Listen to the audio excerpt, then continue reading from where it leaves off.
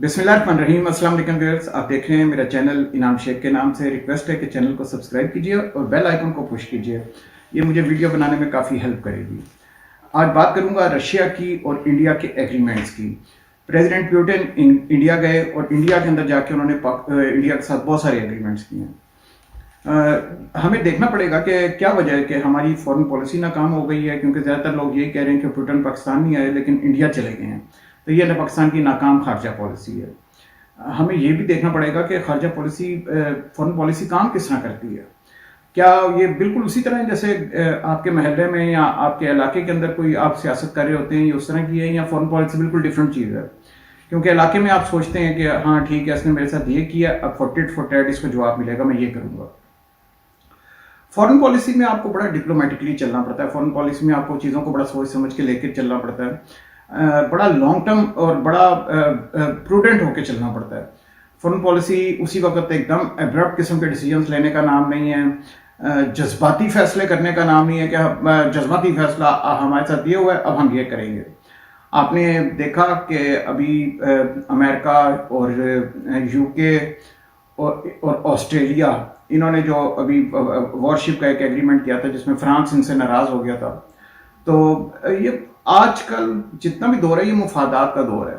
इनमें मुफादात देखे जाते हैं ममालिक के दरमियान, और ये अब से नहीं है बल्कि ये तकरीबन पिछले 20-25 सालों से तो ये बड़ा क्लैरिफाई हो चुका है, बड़ा क्लियर हो चुका है कि मुफादात के पीछे ही सारी गेम चलती है। मुफादात हैं तो उन मुल्कों के रिलेशन है, मुफादात ख़त्म हो गए और फ़ायदे ख़त्म हो गए तो फिर उसके बाद वो मामलात उतने अहम नहीं रहते, उतने ताल्लुकात उतने अहम नहीं रहते। इंडिया की एक ज़माने में रशिया के साथ बहुत अच्छी दोस्ती थी, बड़ा स्ट्रॉन्ग रिलेशंस थे जब पाकिस्तान अमेरिका के ग्रुप में था। लेकिन क्या अब इंडिया अगर अमेरिका के ग्रुप में चला गया तो रशिया क्या उसके साथ लड़ पड़े? ऐसा नहीं होता। रशिया ने वही अपने ताल्लुकात इंडिया के साथ रखे हुए हैं, क्योंकि उसको पता है इंडिया बहुत बड़ी मार्केट है। आप खुद देखिए कि इंडिया के ताल्लुकात ईरान के साथ बहुत अच्छे हैं, इंडिया के ताल्लुकात इसराइल के साथ बहुत अच्छे हैं, इंडिया के ताल्लुकात बहुत सारे ऐसे ममालिक हैं जिनके साथ बहुत अच्छे हैं। ऐसे मौके पे पाकिस्तान को भी चाहिए कि पाकिस्तान अपनी फॉरेन पॉलिसी के ऊपर ज़रा गौर करे। पाकिस्तान को भी चाहिए कि पाकिस्तान अपनी फॉरेन पॉलिसी के ऊपर ना सिर्फ थोड़ा सा रिकन्सिडर करे, बल्कि जो लेटेस्ट टूल्स हैं उसको अपनाया जाए। हमें ये देखना पड़ेगा कि आगे चल के कि पाकिस्तान के मुफादात क्या हैं, और मुफादात जिनके साथ हैं हमें उनके साथ बड़ा प्रूडेंटली चलना पड़ेगा। इतलात तो ये भी आ रही हैं कि पाकिस्तान के जो करीबी दोस्त हैं चंद एक ममालिक, वो भी पाकिस्तान से नाराज़ हैं।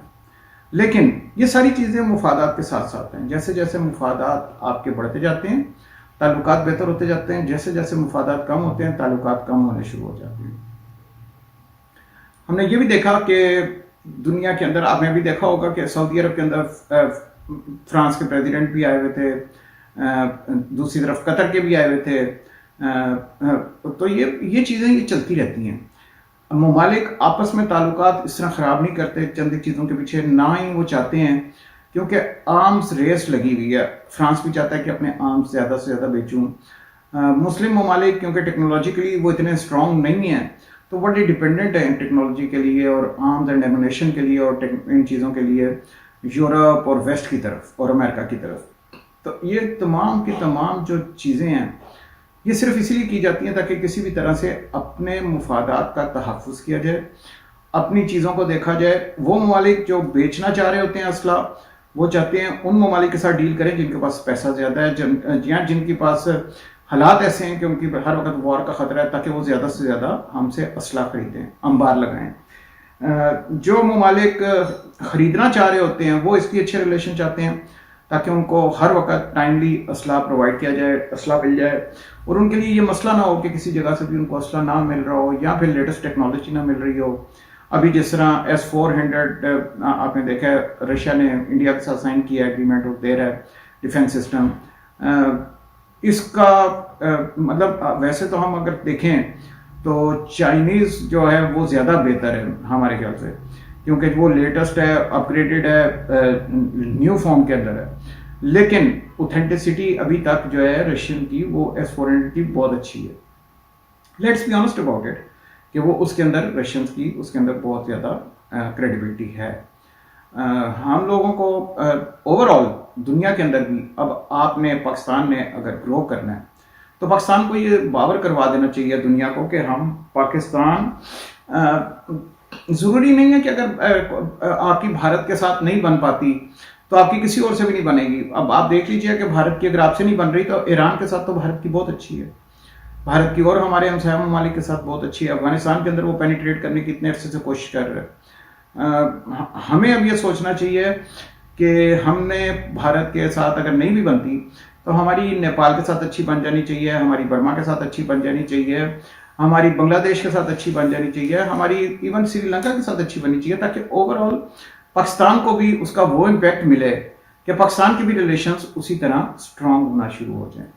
पाकिस्तान जब तक अपनी फॉरेन पॉलिसी को रिवाइज नहीं करेगा, जब तक हमारे एम्बेसी इसके ऊपर एक्टिव रोल नहीं करेंगे, एक्टिवली फीडबैक अपनी प्रोवाइड नहीं करेंगे, रिसर्च नहीं करवाएंगे, उस वक्त तक हमारे लिए बड़ा मुश्किल है कि हम आगे चलें। परसेप्शन बड़ी काउंट करती है, और आजकल के दौर में वॉरफेयर, फिफ्थ जनरेशन वॉरफेयर में इसमें सारी यही परसेप्शन।